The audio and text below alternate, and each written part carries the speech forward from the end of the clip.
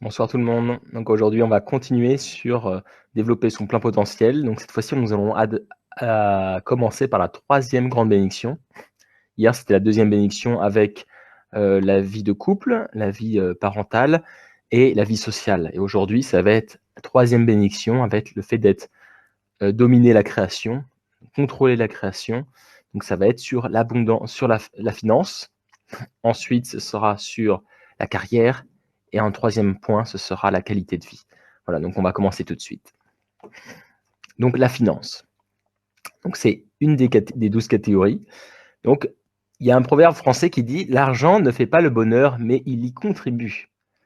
Et ça, je pense que beaucoup de gens l'ont compris que c'est le cas. Parce que beaucoup de fois, par exemple, juste pour aller en vacances, si on ne peut pas aller en vacances quelque part, bah, ok, on va avoir moins de bonheur. On aurait pu passer un bon moment avec sa famille, par exemple, pour visiter quelque chose, avoir des nouvelles expériences. Et si on n'a pas l'argent pour aller en vacances, bah, on ne peut pas faire ce projet. Il y a plein de projets, par exemple, qui peuvent être faits avec de l'argent. L'argent est un moyen. Donc, un autre proverbe, là, c'est carrément la Bible, une citation de la Bible, un verset, Marc, chapitre 8, verset 36. « Et que sert-il à un homme de gagner tout le monde s'il perd son âme ?» Donc ça, c'est intéressant de se dire, voilà, est-ce que la quête de gagner le monde, donc à gagner un peu, ça aussi, ça peut s'appliquer dans les finances, de gagner plus d'argent, par exemple, est-ce que ça vaut le coup si je perds quelque chose d'autre, en fait, hein, donc mon âme, donc une partie de moi-même, quoi. Là, c'est une citation des vrais parents. Nous ne devrions pas être dominés par l'argent. L'argent, à lui seul, peut-il sauver une nation? L'établissement d'une voie céleste de la vie vient d'abord, puis matériel suivra naturellement. Donc Will Smith qui dit « L'argent et le succès ne changent pas les gens, simplement elle amplifie ce qui est déjà là ». Alors ça, c'est très intéressant. On va accentuer ce point juste après. Donc, quelles sont vos croyances autour de l'argent? Donc, on commence toujours par les croyances. Est-ce que l'argent, c'est bien? C'est mal? Voilà. Qu'est-ce que c'est que d'abord l'argent? L'argent, c'est un moyen d'échange de biens et de services. L'argent a permis de standardiser la valeur des choses, des services, de stocker de la valeur. Qu'est-ce que ça veut dire? Parce que à l'époque, quand il n'y avait pas d'argent, les gens, ils étaient obligés de troquer leurs services. De troquer, par exemple, s'ils faisaient des cultures, quelqu'un, par exemple, avait du blé, bah, il devait échanger contre de la viande, par exemple. Voilà, il devait échanger contre un service, par exemple, pour l'aider à construire sa maison. C'était quelque chose qui n'était pas simple parce qu'il fallait toujours convertir les choses et s'adapter. Voilà, donc c'était pas facile. Donc maintenant qu'on a donné une valeur à chaque chose et qu'on la transforme finalement dans une monnaie unique, dans une valeur d'échange unique qui est l'argent, c'est beaucoup plus facile d'échanger avec les gens. Et ensuite, pareil pour stocker la valeur. Là, il suffit de stocker l'argent, alors qu'à l'époque, il fallait stocker encore. Si on avait des cultures périssables, il fallait échanger forcément contre quelque chose qui ne périt pas, et pour pouvoir le garder plus longtemps. Donc, voilà. En fait, c'est un outil. Voilà, l'argent est un outil qui permet de faciliter les échanges entre les gens, en fait, hein. Les échanges de choses et de services. Donc, de ce point de vue-là, on peut même dire que c'est une bonne chose parce que ça permet de faciliter les échanges entre les gens. Donc, après, un autre point, notre croyance, par exemple, l'argent est un symbole de productivité et d'accomplissement. Voilà, donc ça, par exemple, c'est John Butcher qui disait ça. Argent est un symbole de productivité et pour lui d'accomplissement. Voilà, donc en fait, on va continuer juste après. En fait, dans le fait que le symbole de productivité et d'accomplissement, c'est dans le sens que lui, c'était une croyance typiquement qui est très intéressante, je trouvais. C'était que justement, plus il produit, finalement, lui, il était chef d'entreprise, bah, plus il produit de services finalement aux gens, plus ces services sont attrayants pour les gens, plus les gens sont prêts à donner en échange, l'action de donner-recevoir, voilà, ils sont prêts en échange de donner plus d'argent pour accéder aux services qui sont proposés par ces entreprises. Bah, voilà, en fait, ça veut dire que l'argent qu'il reçoit, c'est un symbole de la productivité de son entreprise et de l'accomplissement de son entreprise. Et en fait, c'est un peu le cas, il étendait ça, c'est votre capacité, finalement, ça montre, c'est un peu un genre d'indicateur de quel est votre, à quel point vous aidez les gens, à quel point vous servez les gens. Plus vous les servez beaucoup et plus, en fait, plus ils sont capables, ils sont prêts à payer vos services, à payer les produits que vous offrez, cher en quelque sorte, plus en gros ça a de la valeur ce que vous leur offrez. Donc plus finalement on gagne de l'argent, plus ça veut dire que ce qu'on propose, nos services que nous proposons, ont de la valeur. Donc par exemple, à l'époque, peut-être par exemple si vous avez un service que vous faites par exemple, qui est juste autour de vous, par exemple vous enseignez des personnes par exemple le cours d'anglais par exemple à domicile. Par exemple, vous dites, bah, tiens, j'ai envie d'augmenter ma productivité, je vais peut-être faire des cours d'anglais sur Internet par webinaire, par exemple, comme je le dis, par exemple, pour pouvoir toucher plus de monde, pour pouvoir multiplier finalement notre impact, voilà, donc multiplier l'impact du service rendu. Bah, là, par exemple, potentiellement, vous pouvez peut-être gagner plus d'argent, voilà, donc ça c'est un exemple, mais c'est comme une entreprise avec l'industrie. Au début, les gens, ils faisaient un peu manuellement, et après, ils ont industrialisé des process qui ont permis de pouvoir produire plus avec le même nombre de ressources, en fait. Donc, avec le même nombre de personnes. Donc, ça permet d'augmenter la productivité et finalement d'augmenter l'accomplissement et donc d'augmenter la valeur gagnée, en fait, hein, sous forme d'argent. Donc, l'argent, en quelque sorte, est un moyen de mesure, finalement, de ce que vous offrez. Mais c'est pas toujours le cas quand même, parce que des fois, les gens, justement, beaucoup de gens font des choses sans se faire payer, en fait, hein. Donc voilà. Mais quand on fait des services en tant qu'entreprise ou quand on travaille en tant que salarié, voilà, c'est plus on rend des services, plus voilà, on peut être payé en conséquence. Donc l'abondance financière, ça c'est très intéressant. En fait, c'est le fait de se sentir bien finalement dans cette catégorie. C'est quand l'abondance financière, c'est est-ce que vous vous sentez bien, voilà, et que ça vous suffit en fait. Vous sentez voilà que vous n'avez pas besoin de plus. Donc en fait, il y a 2 côtés d'une pièce à chaque fois. Et c'est un peu pareil pour les autres catégories en fait, toutes les catégories qu'on a vues jusqu'à présent. En fait, chaque fois, on a, par exemple, pour l'aspect financier, on souhaite toujours peut-être avoir plus. On cherche à obtenir plus, mais c'est pareil dans les autres catégories. On cherche à connaître plus, par exemple dans la catégorie de la connaissance, l'intelligence, la vie intellectuelle. On a envie, par exemple, d'être un meilleur parent aussi. Voilà, on cherche à avoir plus, obtenir plus, une satisfaction de se fixer des buts et de les atteindre. Donc ça, c'est un peu le fait de notre âme originelle qui nous pousse finalement à vouloir devenir meilleur en fait, hein, à se développer. Voilà. Et donc ensuite, il y a la deuxième face qui est la gratitude d'avoir ce que nous avons déjà. De se dire, voilà, j'ai déjà assez, pas besoin de plus, je suis heureux comme ça. Et ça, c'est en fait, voilà, il y a toujours ces deux aspects qui sont importants de cultiver de manière équilibrée. Parce que si vous voulez toujours que en avoir plus et que vous considérez finalement que ce que vous avez n'est jamais assez, finalement un peu négativement, vous n'avez pas de gratitude et vous dites ah non mais chaque fois ah j'ai pas assez, faut que je gagne plus, il faut que je gagne plus. En fait, vous serez jamais satisfait, vous serez jamais vraiment heureux. Donc si vous avez cultivé votre gratitude, voilà, bah, vous êtes content de ce que vous avez, vous n'avez pas besoin voilà, de faire plus. Mais en même temps, si vous avez vous faites que de la gratitude et vous ne cherchez pas à vous développer plus, à obtenir plus, à vous fixer des nouveaux buts, bah, vous ne vous développez pas plus. Donc c'est dommage aussi. Donc il y a justement cet équilibre un peu entre les deux. Voilà. Et voilà. Mais qu'est-ce qui est important grâce à cette abondance financière, c'est finalement quand vous êtes satisfait de la situation, un peu c'est le côté gratitude, on va dire. Bah, la clé, c'est quoi? C'est de préserver ce qui importe le plus, c'est le bonheur. Donc, achever ses rêves est très important, mais aussi le processus pour y arriver. Donc ça, on va le dire dans un second temps. Donc, préserver ce qui est important, le bonheur, c'est-à-dire que des fois, il y a des gens il faut bien comprendre qu'il y a toujours un prix à payer, on va le détailler juste après, mais que voilà, on peut, en quelque sorte, des gens peuvent vouloir gagner plus au prix, en fait, de sacrifices, voilà, mais parce qu'ils considèrent qu'ils ne gagnent pas assez, et des fois, on risque de perdre, en fait, et de perdre son bonheur. Donc, il faut toujours se rappeler, c'est quoi le but principal? C'est le bonheur, c'est pas gagner plus d'argent, le but.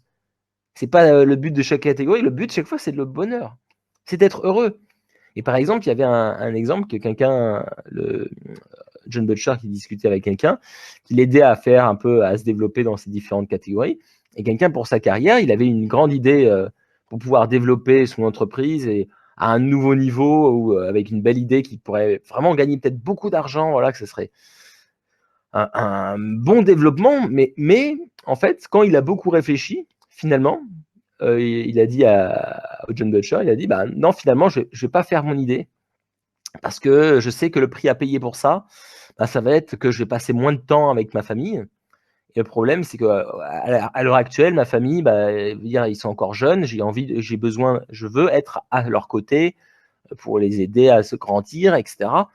Voilà. Donc, en fait, là, la personne elle avait fait bon choix par rapport à sa situation personnelle, par rapport aux autres catégories, donc par rapport à ses enfants, par exemple. Il voulait garder du temps dédié à ses enfants, ne pas sacrifier ce temps, parce que bien sûr, quand on commence à peut-être aller à un niveau plus élevé pour son entreprise, bah, ça vous prend plus de temps et vous devez avoir en quelque sorte diminuer peut-être certaines autres catégories, comme par exemple la vie de famille. Et donc, il a fait le choix de ne pas le faire. Et pourquoi il a réussi à faire ce choix? Même s'il avait une idée peut-être grandiose de pouvoir gagner vraiment plus d'argent, etc. Mais il s'est rappelé, c'est quoi le but principal? C'est d'être heureux. Et il sentait qu'il allait être plus malheureux de perdre le temps d'être avec sa famille que d'être heureux d'avoir plus d'argent. Donc, c'est toujours se rappeler, c'est quoi votre but? C'est d'être heureux. Donc, mais si vous avez cette abondance financière, de se rappeler de la gratitude, de dire, mais j'ai déjà une maison, j'ai déjà la nourriture qu'il faut, je suis en bonne santé, j'ai tout ce qu'il me faut pour vivre de manière satisfaisante, heureux. J'ai pas besoin d'avoir beaucoup plus, d'avoir plein de choses en plus. Voilà. Donc ça, avoir cette abondance, ce sentiment d'abondance financière, ça me permet de vous éviter, en quelque sorte, de prendre peut-être des décisions juste pour pouvoir gagner plus, mais qui ne seraient, on va dire, mauvaise pour vous, dans le sens qui aurait des impacts des prêts à payer sur votre bonheur, en fait. Donc voilà, donc le fait d'avoir cette abondance financière, c'est que vous n'allez pas sacrifier votre bonheur pour pouvoir gagner plus. Voilà, c'est ça qui est intéressant. Donc les deux côtés de la pièce là, c'est pareil toutes les catégories. C'est-à-dire que si vous avez la satisfaction dans chaque catégorie, un peu d'avoir cultivé cette satisfaction, cette gratitude dans chaque catégorie, ok, vous allez vouloir peut-être vous développer plus, mais sans sacrifier. Et en fait, on voit très bien que des fois, pour atteindre un but, il y a plusieurs chemins. Vous pouvez dire, il y a le chemin, on va dire, hard, difficile, où vous allez peut-être donner tout votre temps à fond. Peut-être que ça va aller très vite, vous allez très vite progresser. Et peut-être que c'est quelque chose qui ne vous correspond pas parce que vous allez devoir trop sacrifier à côté. Mais après, des chemins on va dire, plus longs peut-être, mais qui vous permettent d'atteindre le même but, d'accord? Et qui vous permettra de vivre de manière plus épanouie, en fait, et de ne pas devoir sacrifier. Et c'est là que justement, achever ses rêves est très important, mais aussi le processus pour y arriver. Parce que des fois, il y en a qui disent la fin justifie les moyens. Donc, il dit voilà, mon but, c'est ça. Ok, bah, je vais me sacrifier pendant tout le temps pour pouvoir atteindre le but, en fait. Et une fois que j'aurai le but, voilà, là, je serai vraiment heureux, quoi. Mais quand vous allez sacrifier pendant tout ce temps-là, vous n'allez pas être épanoui. Est-ce que vous allez continuer à avoir de l'énergie pour atteindre ce but? C'est pas sûr déjà. Et en plus, quand si vous sacrifiez d'autres aspects de votre vie, vous risquez de vous en mordre les doigts plus tard, en fait. Donc ça, c'est très important, en fait, de penser au processus pour atteindre ses rêves, qui permet justement d'avoir cet équilibre entre vouloir plus et la gratitude de ce qu'on a, de ne pas vouloir trop sacrifier les autres choses, quoi. Donc ça, c'est à vous de décider, à vous de trouver le bon curseur. Donc l'abondance financière n'est pas liée à combien on gagne de l'argent. C'est un état d'esprit, comme je vous dis, c'est de la gratitude, en fait. Si vous ne sentez pas l'abondance financière, moi, je vous conseille, par exemple, 2 choses. Par exemple, faites un voyage dans un pays pauvre ou dans un pays en conflit et expérimentez leur vie. Bah là, par exemple, si juste, même si c'est un pays qui serait développé mais qui serait en conflit, et vous, votre pays dans lequel vous vivez, il n'est pas en conflit, déjà, vous avez la gratitude de, voilà, ce que vous avez, ok, je suis en paix, tout est bien, je n'ai pas peur de perdre mes enfants ou mon épouse le lendemain, ou de quelqu'un de la famille, ou un ami. Pareil, si on va dans un pays pauvre, nous, par exemple, il y a des gens qui se plaignent: «Ah, j'ai pas le dernier smartphone ou j'ai pas la dernière chose», alors qu'il y a des gens dans certains pays pauvres, ils ont une télé pour tout le village, voilà, et ils sont super heureux, en fait, tous ensemble. alors que les personnes, ils ont plusieurs télés dans leur maison. C'est et ils se plaignent en quelque sorte. Donc là, ça permet de relativiser, de se dire: «Mais attendez, là, je me plains, mais faut voir ailleurs comment les gens y vivent. Dire ils ont beaucoup moins que ce que j'ai». Voilà, donc il n'y a pas toujours le fait de regarder, vers le haut. Ah! Toujours avoir plus, avoir plus. Il faut dire: «Voilà, où je suis par rapport à tout le monde». Il y a des gens qui sont en situation plus pénible, on va dire, plus difficile que moi-même. Voilà, et surtout de se dire: «Voilà, bah, peut-être que ce que je veux, c'est pas non plus, dire, obligatoire, voilà. C'est pas ça qui fait justement le bonheur, complètement. Dire, voilà, on dit: «L'argent ne fait pas le bonheur», mais il y contribue. Voilà. Donc ça, c'est un moyen, et un deuxième moyen, c'est des fois, aussi d'étudier l'histoire. Quand on voit toute la souffrance dans le passé, les conditions de vie dans le passé, bah, ça aussi, ça peut, quand vous voyez les documentaires, vous pouvez être vous pouvez avoir de la gratitude de dire: «Voilà, je vis dans une époque qui est vraiment confortable avec, dire on a quand même beaucoup de confort avec grâce à la technologie d'aujourd'hui, la climatisation, le chauffage. Dans le passé, il y a plusieurs siècles, il y avait pas ce genre de choses. Je veux dire, ça n'a rien à voir, quoi. Donc si vous sentez l'abondance financière, vous n'avez jamais besoin de vous n'avez pas à négocier votre bonheur pour gagner plus, et ça, c'est très important. Donc exercice pour votre vie financière. Faites un top 3 de vos croyances actuelles sur la finance, que cela vous soit bénéfique ou vous soit encombrante, et expliquez comment chacune des croyances affecte vos comportements et vos expériences concernant l'argent.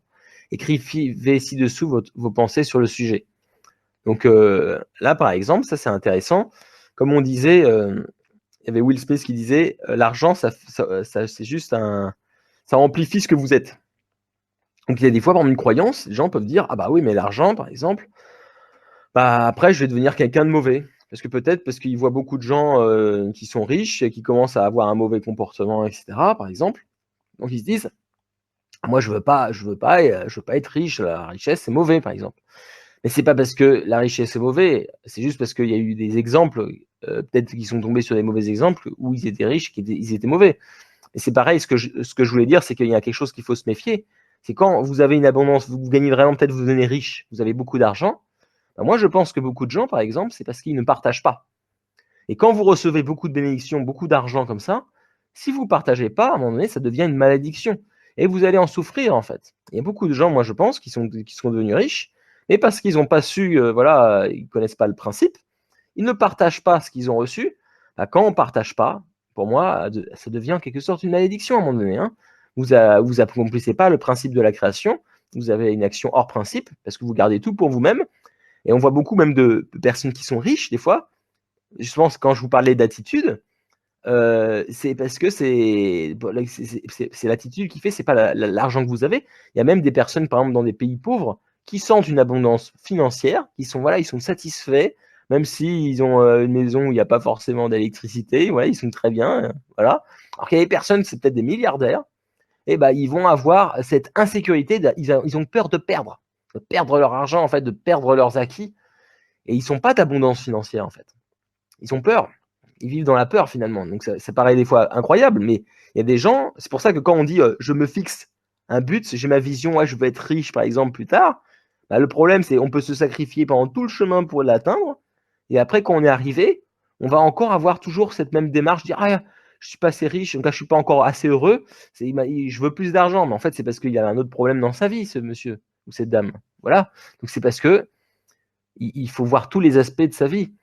Et donc, c'est important que même notre processus pour y aller, on soit heureux. Et aussi, par exemple, quand vous avez votre vision, il y a beaucoup de gens, par exemple, ils ont une vision de dire ah, j'aimerais faire ça, mais ils ne s'imaginent pas dans le futur avoir atteint l'objectif. Qu'est-ce qui se passe quand vous avez atteint votre objectif? Si vous êtes riche, vous avez atteint votre objectif, est-ce que vous serez vraiment plus heureux?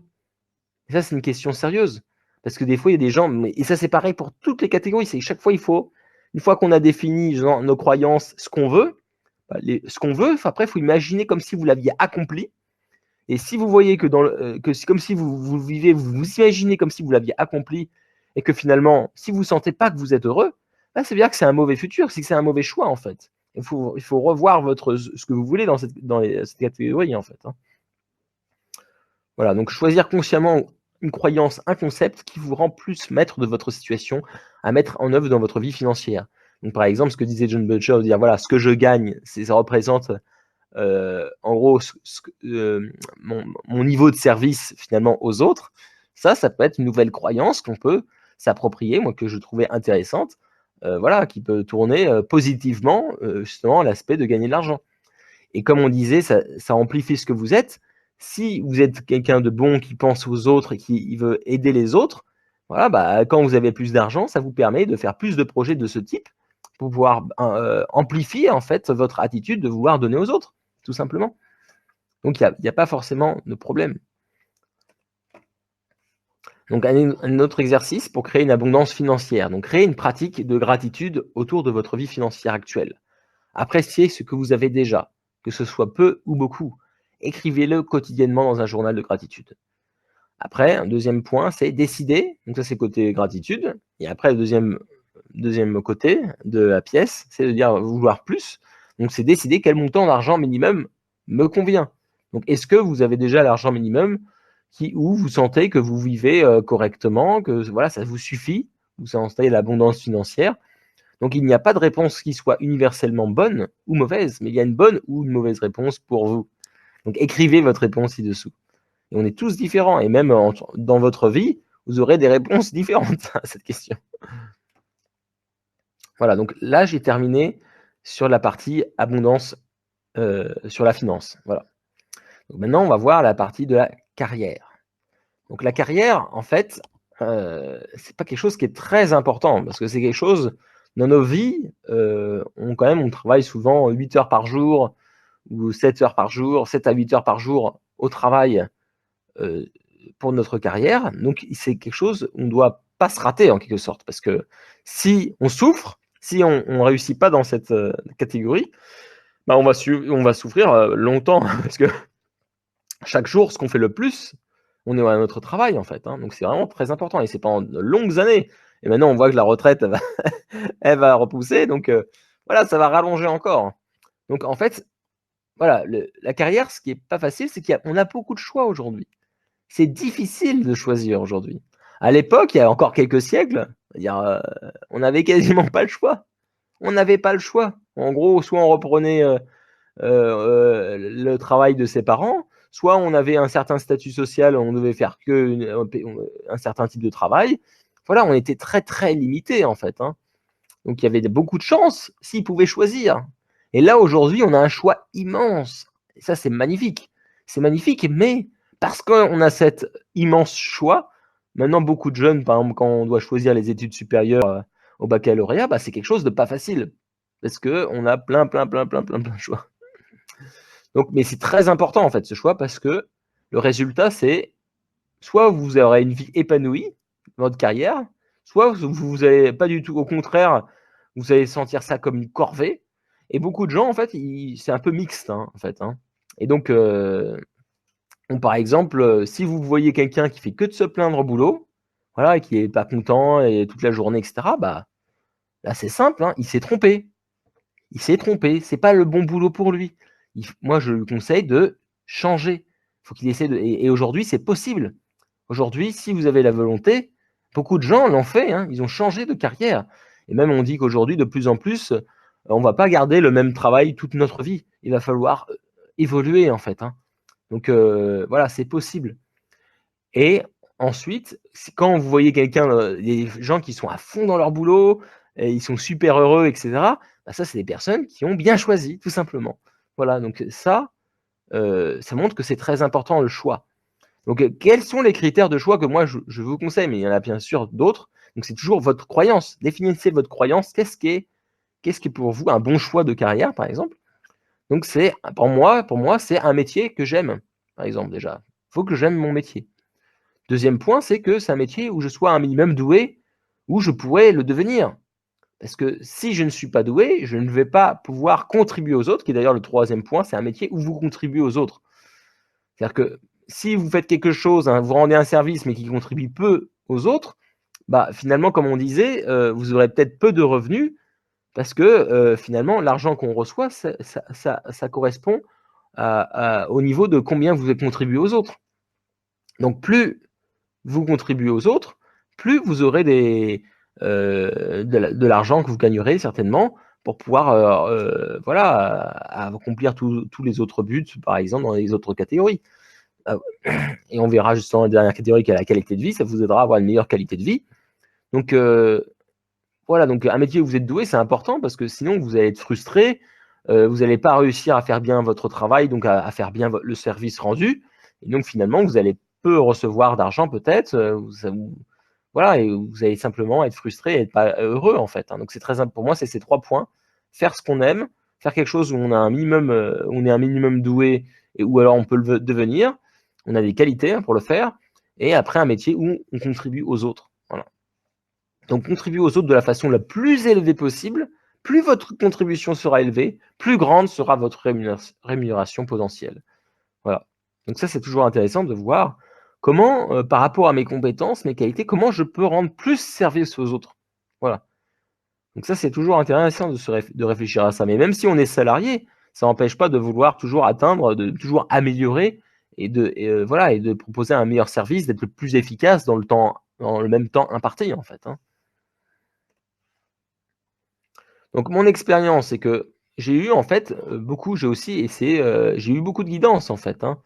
Par exemple, moi, et en fait, il y a aussi le fait que, voilà, il faut avoir des expériences. Donc moi, par exemple, quand après le baccalauréat, j'ai choisi de faire, j'aimais bien la physique et j'aimais bien l'ingénierie. Donc j'ai décidé de faire une école d'ingénieur en optronique, par exemple. Mais c'était très théorique, en fait. Et comme j'avais fait beaucoup de théorie avant le bac et que je me sentais toujours pas capable de faire un métier, en fait, au baccalauréat. Et là, après les études, je pensais qu'on allait enfin rentrer dans le concret et c'était pas le cas. Ah, en fait, j'ai décidé de changer. Donc, j'avais fait, en quelque sorte, j'avais mal choisi. Voilà. En fait, j'avais fait un échec dans mon choix. Mais ok, c'est pas grave, j'ai changé. Et là, j'ai choisi de faire un IUT pendant mesure physique en apprentissage. Et là, j'ai beaucoup plus apprécié. Et c'est justement par mon apprentissage, quand j'ai travaillé dans une entreprise, que j'ai découvert le fait que j'aimais bien justement l'informatique, la programmation, parce que ça me permettait justement de faire de la conception dans le milieu de la physique. Voilà. Donc, de concevoir quelque chose, grâce à la programmation, je pouvais réaliser quelque chose en fait. Donc, participer à la réalisation d'un système. Donc, voilà. Donc, l'important, c'est de prendre finalement, par rapport à ces expériences, des décisions au lieu de s'immobiliser. Il faut prendre une décision et quand vous allez être en action, par exemple, quand j'ai fait mon première école, bah, je me suis trompé. Après, il suffit juste de changer. Et c'est pareil, une fois que j'ai fini toutes mes études, ok, j'avais choisi ma voie grâce à ce premier échec, j'ai fait un IUT en apprentissage. J'ai trouvé dans cette expérience-là ce que j'aimais en fait, grâce à cette expérience-là, c'était la programmation. Donc j'ai continué après à faire des études d'ingénieur. Et là, j'ai pu devenir ingénieur. Et après, j'ai eu mon diplôme. J'ai choisi une entreprise. J'avais eu le choix entre plusieurs entreprises. J'ai choisi une entreprise. Bah, encore une fois, je me suis trompé. C'était pas la bonne. Et au bout d'un mois, j'ai décidé de changer tout de suite parce que j'ai réalisé que c'était pas adapté pour moi, c'était pas bon en fait, hein, tout simplement. Et donc j'ai changé, je suis revenu sur une autre que j'avais hésité, et après ça s'est très bien passé. Donc il faut pas dire c'est normal le fait de faire des erreurs en quelque sorte. C'est comme ça qu'on grandit en fait. Hein. C'est comme ça qu'on avance. Voilà, les échecs nous font avancer. Et j'ai vu des personnes par exemple qui ont fait des projets par exemple de création d'entreprise. Première fois, échec. Deuxième fois, nouvelle idée, échec. Troisième fois, nouvelle idée, échec. Quatrième fois, une nouvelle idée, échec. Pendant 4 années d'affilée, il a fait que d'échouer. Et la cinquième idée, il a rassemblé finalement toutes les bonnes idées qu'il avait dans ses différents projets précédents et il les a rassemblées. Et là, ça a été un grand, grand succès en fait, son entreprise. Donc c'est vraiment par nos expériences, voilà, par nos échecs, les échecs nous font avancer. Ça, c'est vraiment une des plus grandes leçons qu'on a, c'est dans les échecs. Et il faut bien réfléchir, bien sûr, il faut faire un genre, on appelle ça des retours d'expérience, justement, des rétex dans une entreprise. Et on a échoué, ok, mais qu'est-ce qu'on a à apprendre de notre échec? C'est très important, en fait. Donc, quand on se donne un autre point, c'est une autre expérience que j'ai eue dans ma carrière, c'est quand on se donne complètement, on devient un pilier. Donc, c'est le fait de se donner à 100%. Et par exemple, moi, j'étais dans des projets où j'étais pas forcément le plus expérimenté, la personne avec la plus de connaissances, et parce que j'étais celui qui peut-être contribuait le plus, qui travaillait le plus et qui vivait le plus pour, on va dire, pour le but plus grand qui n'était pas juste mon poste, à réfléchir à être limité à mon poste, mais penser à l'équipe de logiciels carrément pensés au projet et essayer chaque fois de régler les situations, les problèmes, d'être serviable, de pas nous dire ah ben non c'est pas mon boulot, voilà, de toujours essayer d'aider au mieux. Ben, en fait, naturellement, quand vous avez cette attitude, est-ce que ce que disait Révérend Sun Moon justement, c'est quand vous vous donnez à 100% dans un quelque part, bah, vous allez naturellement devenir le pilier en fait. Et à un moment donné, c'est ce que j'ai senti. C'était le moment où j'avais travaillé presque le plus. Je faisais des très grosses journées à cette époque. Hein, c'était un moment où j'étais très concentré, on va dire, sur ma carrière. Et là, j'ai naturellement, j'ai pas essayé de vouloir devenir le pilier, mais les choses ont fait que naturellement, je suis devenu ce pilier. En fait, les gens étaient autour de moi finalement, mais parce que j'étais à fond en fait dans ce travail. Et naturellement, quand vous servez les gens autour de vous, ce que disait Révérend Sun Moon, c'est si vous servez, vous êtes dans un groupe de 10 personnes par exemple, même dans un groupe d'amis par exemple, ou si vous servez le plus les 10 autres par rapport au groupe d'amis, bah, naturellement vous allez être la personne centrale de ce groupe. Donc c'est comme dans une entreprise, vous êtes dans un groupe, vous êtes dans votre équipe, si vous servez le mieux toute l'équipe, naturellement, les gens vont se tourner près de vous parce que bien sûr, ils préfèrent être vers des gens qui sont serviables envers eux. Donc naturellement, vous allez devenir, les gens vont graviter autour de vous et vous allez devenir ce pilier en fait, cette figure centrale en quelque sorte du lieu ou de ce que vous faites en fait. Hein. Donc ça, je l'ai vraiment expérimenté et j'avais pas du tout, on va dire, en quelque sorte, les capacités, les compétences, l'expérience. J'étais un des plus jeunes et naturellement, parce que je me donnais à fond, voilà, comme je servais les autres, bah, les gens automatiquement, ils sont tournés en quelque sorte vers moi. Voilà. Et je suis devenu en quelque sorte ce pilier sans forcément même le vouloir en fait. Hein. Donc le temps et les efforts aussi en fonction de notre amour. Donc ça, c'est dans une carrière, quand vous travaillez, je pense que vous avez tous expérimenté. Si vous aimez ce que vous faites, si vous êtes passionné, bah, vous êtes à la fin de la journée, fait ah, c'est déjà fini. Vous êtes à la fin de la semaine, ah mince, j'avais pas fait tout ce que je voulais faire. Ah mince, donc vous êtes pas prêt, en fait, vous n'êtes pas pressé de rentrer chez vous parce que vous aimez ce que vous faites en fait. Hein. Donc et c'est pareil, alors que si par exemple vous aimez pas ce que vous faites, bah là vous êtes en train de regarder l'heure, quoi encore tout ça, oh là là, ah vous êtes content d'aller à la pause café pour pouvoir faire une coupure, voilà. Et c'est pareil pour les efforts. Si vous aimez ce que vous faites, si vous êtes passionné par ce que vous faites, vous êtes capable de fournir les efforts et ce sera très facile. Même si vous faites des efforts, bien sûr, il faut faire des efforts quand vous travaillez. Et vous serez capable de les faire beaucoup plus facilement. Par exemple, 1 heure d'effort intense quand vous aimez ce que vous faites, ça se fait comme ça. Alors que si c'est quelque chose que vous détestez, que vous n'avez vraiment pas envie, bah là, cette heure d'effort, elle va être beaucoup, beaucoup plus difficile en fait. Hein. Donc ça, vous êtes beaucoup plus fatigué. Hein. Vous allez le sentir passer en fait. Hein. Donc c'est vraiment important pour votre carrière de trouver quelque chose où vous vous sentez épanoui, que vous êtes content en fait. Hein. Donc les exercices de la carrière. Donc comment ai-je choisi la carrière dans laquelle je suis actuellement? Est-ce que je veux faire cela le reste de ma vie? Suis-je passionné dans ce métier? Est-ce que je souhaite progresser dans ce domaine? Qu'est-ce que vous aimez le plus faire? Comment puis-je contribuer à la société avec mon travail, mes compétences? Donc ça, c'est des questions à se poser qui peuvent vous aider justement déjà à savoir est-ce que ce que je suis en train de faire actuellement, ça me plaît vraiment ou pas? Et bien sûr, après, on peut être déjà des fois un peu entre les deux, hein, donc c'est moins facile. Des fois, on a des choses qui nous plaisent dans notre travail, des choses qui nous plaisent moins. Donc il y a les 2 aspects en fait. Hein. Donc c'est à vous voilà, par ces questions, ça peut être des moyens de méditer sur est-ce que votre carrière actuelle, c'est la bonne carrière pour vous? Est-ce que vous n'aurez pas besoin d'évoluer, par exemple, prendre une nouvelle position, tout simplement en fait. Hein. Ou changer carrément de secteur d'activité. Donc, un autre exercice, le principe d'étiquette de prix, c'est ce que je vous avais parlé tout à l'heure. Chaque chose voilà, il y a un prix à payer en quelque sorte. Donc, connectez-vous à votre vision pour votre carrière idéale et demandez-vous quel va être le prix pour accomplir ce but. Écrire le prix que vous êtes prêt à payer.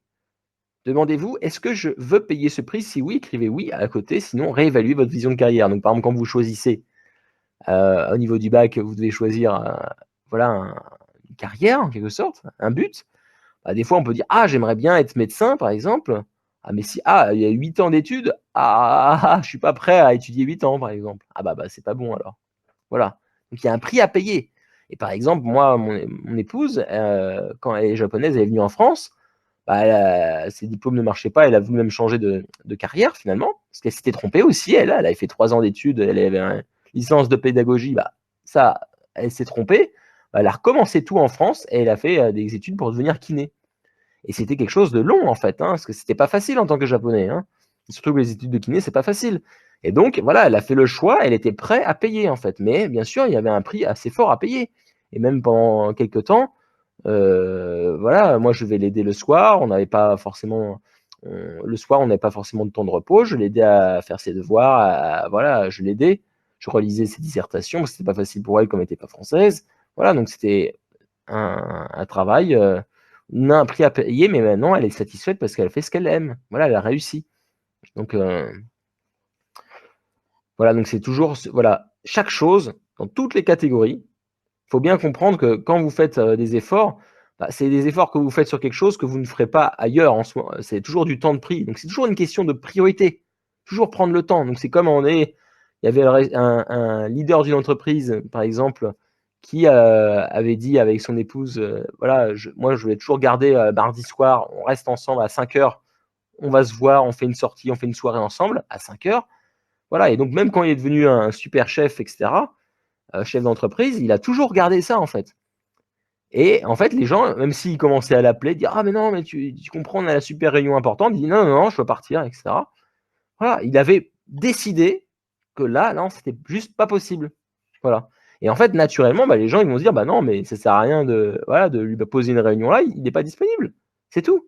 Donc à un moment donné, c'est nous qui décidons, voilà, qu'est-ce qui est important et voilà. Et donc après, bien sûr, il y a un impact, mais voilà, il faut le faire. C'est comme ce chef d'entreprise, il disait, bah, comme il a été une grande entreprise, c'est comme de s'occuper d'avoir, c'est comme une deuxième famille. D'un coup, il y a des coups d'urgence, il faut se réveiller en pleine nuit, il faut répondre au téléphone, il faut peut-être aller au travail. C'est des choses qui sont, c'est pas facile. Ça fait une grosse responsabilité aussi. C'est comme la responsabilité d'un père de famille. Des fois, il y a l'enfant qui se réveille dans la nuit, il faut se réveiller, voilà, il faut peut-être l'amener aux urgences, etc. Donc, ça fait des responsabilités. Et chaque chose, il faut peser le pour et le contre. Voilà. Et chaque responsabilité, bien sûr, ça vous apporte de la joie, comme je vous avais dit. Hein. Mais il faut être capable, voilà, quand vous prenez une nouvelle responsabilité, est-ce que vous allez être capable d'assumer toutes les précédentes? Est-ce qu'il va falloir peut-être arrêter une autre responsabilité temporairement? Voilà. Donc ça, c'est à vous de faire attention. Donc quand vous prenez des choix, de dire, voilà, quelle est la facette cachée? Quel prix je vais devoir payer? Et chaque fois que vous prenez des choix, toute chose, vous avez en quelque sorte un prix à payer. Voilà. Donc il faut juste réfléchir. Des fois, c'est quasiment rien à payer. Hein. Et voilà, c'est juste le temps qu'on passe là-dessus. Et des fois, il y a un prix voilà, à payer. Donc il faut vraiment réfléchir à ça. Toujours penser à ces deux aspects. Qu'est-ce qu'on gagne, mais qu'est-ce en quelque sorte, on pourrait perdre. Voilà. Donc ça, c'était pour la carrière. Donc très importante. Et comme on a dit, toutes les catégories sont interconnectées. Hein. Ça, c'est important de le souligner. Donc, par exemple, des fois, vous pouvez être pas bien dans votre carrière. Bah, ça va se refléter après dans votre vie de famille. Des fois, par exemple, au niveau des émotions, vous avez du mal à contrôler vos émotions. Vous allez peut-être plus être énervé envers votre famille ou envers vos amis parce que vous avez du mal à supporter votre travail. Donc, voilà, donc il faut vraiment prendre en considération ça, que toutes les catégories sont interconnectées. Voilà.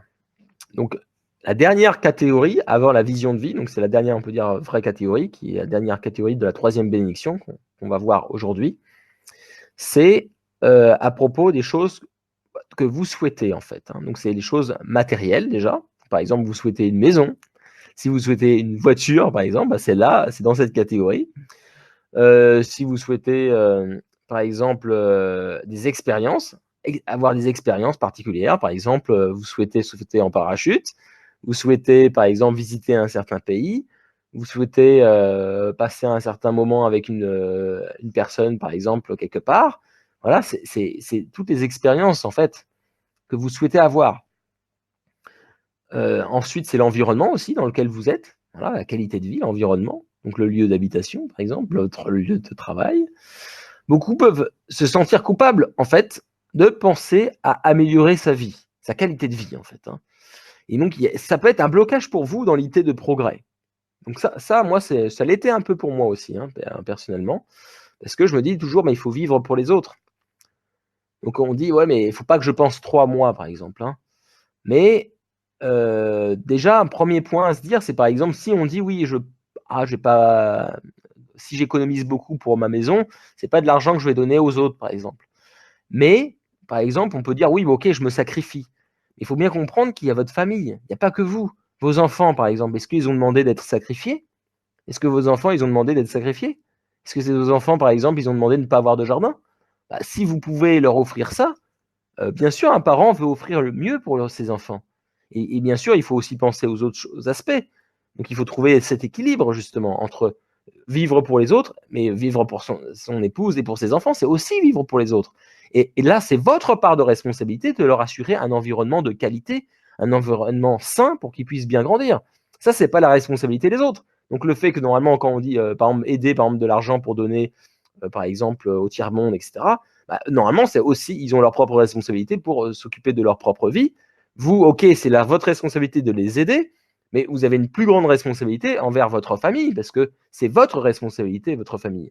Donc si vous en prenez pas soin, voilà, vous vivez pas dans un taudis et cetera, mais vous donnez tout l'argent pour les autres, eh bien, c'est pas bon. C'est votre responsabilité d'avoir un lieu agréable pour votre famille et après, c'est pareil. Si par exemple vous croyez que Dieu, il se sentira mieux dans un environnement sain, agréable, votre maison qui soit confortable, que si c'est dans un endroit un peu délabré, pas joli à voir. Voilà, donc ça c'est important aussi. Et un deuxième moi conseil que je donne, c'est par exemple mettre son masque à oxygène avant d'aider les autres. Donc toujours le fait de se dire, heu, voilà, dans le but de donner plus. Donc il faut bien comprendre que si vous n'êtes pas épanoui, vous aurez du mal à donner aux autres. Si vous avez des problèmes dans votre vie, si vous êtes frustré, si par exemple, votre qualité de vie est trop basse, par exemple, vous vous sentez pas bien, vous vous sentez en manque en fait, hein, de qualité de vie, bah, vous aurez du mal à donner aux autres en fait, hein. Donc c'est important, voilà, de trouver moi c'est à vous de trouver cet équilibre, hein. Quel niveau de qualité de vie vous avez besoin en fait pour vous sentir bien, pour être pleinement capable, voilà, pour être épanoui, pour être pleinement capable de donner aux autres. Moi, par exemple, une autre stratégie que j'applique moi, c'est par exemple définir un pourcentage de votre salaire et de votre temps pour les autres et le reste pour vous. Parce que c'est pas toujours facile justement de se dire: «Ah mais ah là, le temps que je passe pour les autres, pour moi et ma famille, bah, c'est pas pour les autres» et il y a toujours même l'idée des religions et Arrivant sur le monde, il dit: «Il faut d'abord penser, dire, heu, d'abord au monde avant sa nation, à la nation avant sa communauté, à sa communauté avant sa famille, à sa famille avant» voilà et on vient voilà, donc c'est toujours la priorité au plus grand, au but plus grand. Et comme ça, c'est difficile en fait si on dit tout le temps ça, bah, c'est toujours le plus grand qui compte et donc ma famille, que dalle par exemple et moi-même que dalle. Donc moi ce que je fais, c'est que je définis un pourcentage. Donc ça peut être n'importe quel pourcentage. Vous pouvez commencer à 1 par exemple et dire: «Voilà, 1 de mon temps, 1 de mon salaire, il sera dédié pour les autres». Donc vous pouvez le donner pour des associations, par exemple, ou vous pouvez faire pour votre propre but, pour vraiment aider, concrètement les gens, par exemple. Et pareil, prendre ce temps, soit participer dans les associations existantes, soit, faire, votre propre association finalement, hein. Donc moi en tout cas, c'est quelque chose qui je trouve qui est bien. C'est comme ça, même quand vous voulez, par exemple, gagner plus d'argent, bah, si vous avez défini un pourcentage, vous avez la motivation de gagner, c'est pas que pour vous, c'est aussi parce que vous avez ce pourcentage pour les autres, bah, ce pourcentage va augmenter aussi pour les autres. Donc quand vous gagnez plus, tout le monde va en bénéficier en plus. Il y aura vous-même, votre famille et aussi les autres. Voilà. Donc après ce pourcentage, au début, si vous n'avez pas beaucoup d'argent, ça peut être 1 ça peut être même moins, ça dépend de vous et après vous pouvez l'augmenter et il y a des personnes, même des personnes riches qui conseillent justement, après même d'augmenter ça et de changer complètement les proportions, hein. Peut-être ça peut être même à l'inverse. À la fin, quand vous êtes très riche, bah, c'est 90 pour les autres, par exemple, et 10 pour nous-mêmes, en fait, hein. Ça peut être des choses comme ça, même 99 ça dépend combien vous gagnez, si vous êtes milliardaire, par exemple. Voilà. Donc parce que voilà, il y a un autre point qui est intéressant, c'est les buts du haut. Il ne peut y avoir de buts individuels qui ne soutiennent le but de l'ensemble et il ne saurait y avoir non plus de but de l'ensemble qui ne garantissent les intérêts de l'individu. Donc voilà, c'est que quand il faut, voilà, attention aux extrêmes, trop pour soi ou trop pour les autres, chercher l'équilibre harmonieux. Voilà, donc ça c'est vraiment important. Quand on dit servir, vivre pour les autres, moi ma vision c'est que en fait on fait partie des autres. C'est-à-dire que c'est juste qu'on n'est pas plus important que les autres, c'est ça moi la leçon. Quand on voit du point de vue de Dieu, c'est que moi par exemple, je suis juste un de ses enfants. Il y a toute la planète, c'est tous les autres, ce sont des enfants aussi.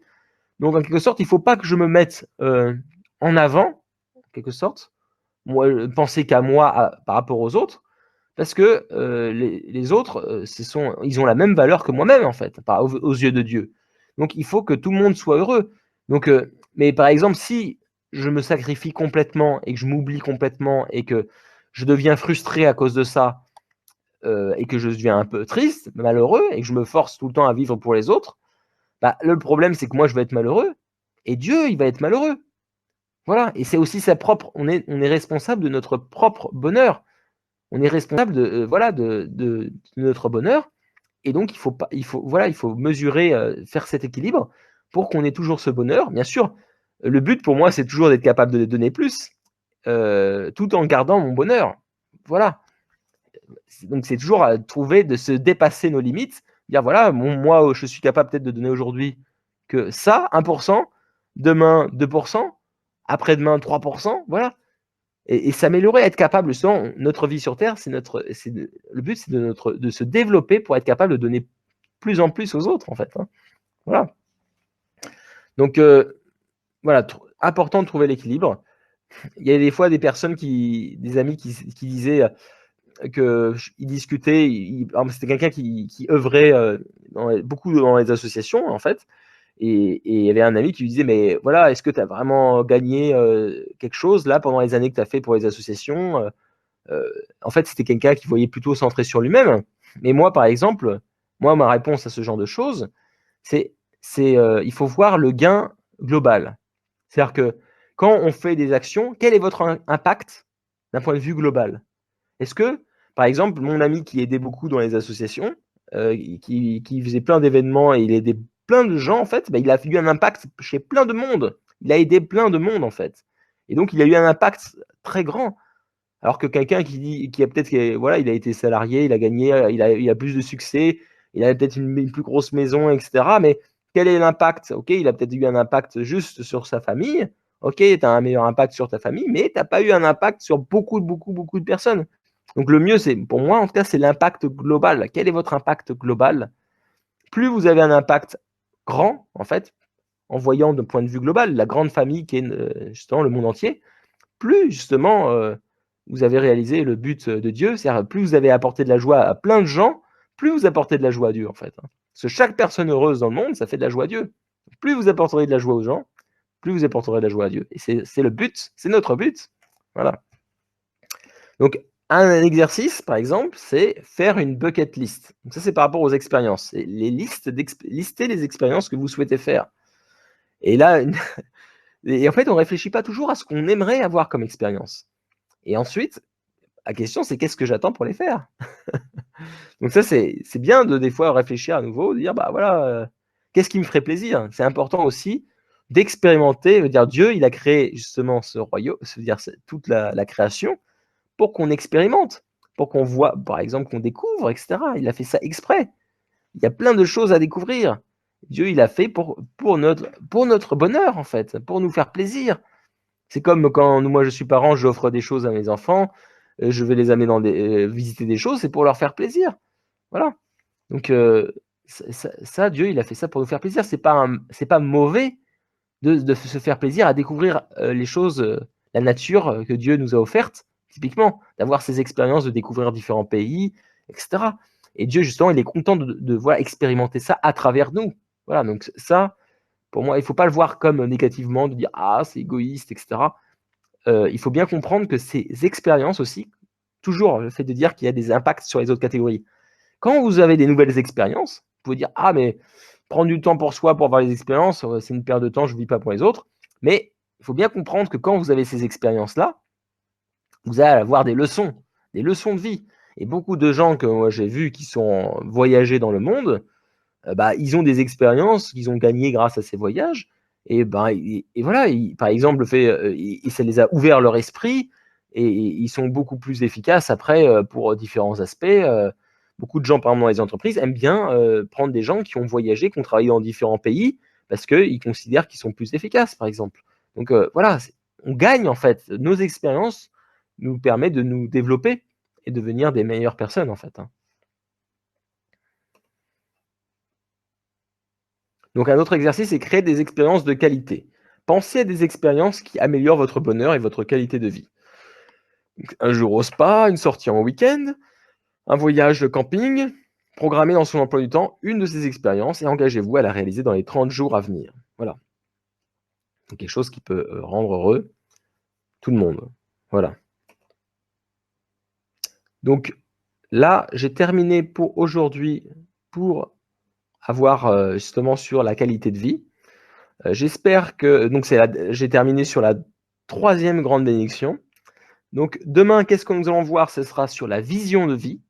Donc c'est en fait, c'est le fait de s'imaginer, comme j'avais dit, de prendre toutes les catégories et de s'imaginer, voilà, dans 5 ans, dans 10 ans, une fois que j'ai atteint tous ces éléments-là, faire cet exercice de visualisation, de dire voilà, est-ce que je serai heureux? Voilà. Et est-ce que je serai épanoui? Et si vous ne l'êtes pas, revoir justement ce que vous souhaitez dans chacune de ces catégories. Donc on verra ça demain ensemble. Et je vous souhaite une excellente soirée. Je vous dis à très vite. Salut, bye bye.